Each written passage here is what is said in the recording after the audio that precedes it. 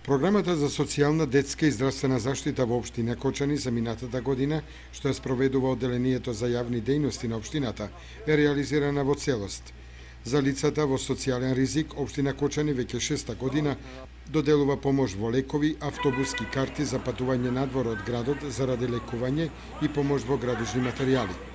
Минатата година помош во лекови користеле 134 граѓани и се потрошени 200.000 денари, согласно планираните средства од програмата. За превоз за социјално загрозени лица, општината минатата година потрошила 198.000 денари, 43.000 денари повеќе од планираните средства во програмата. Во текот на минатата година, 18 семејства од општината користеле и помош во градежни материјали.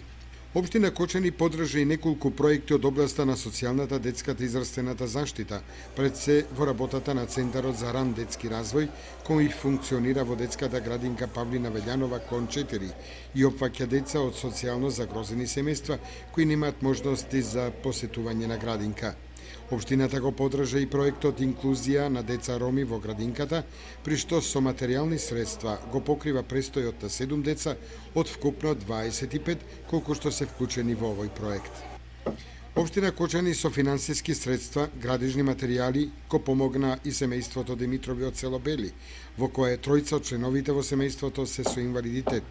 Општината го анимираше бизнис секторот и невладиниот сектор и заедно ја започна изградбата на семејната куќа на Димитрови во селото Бели.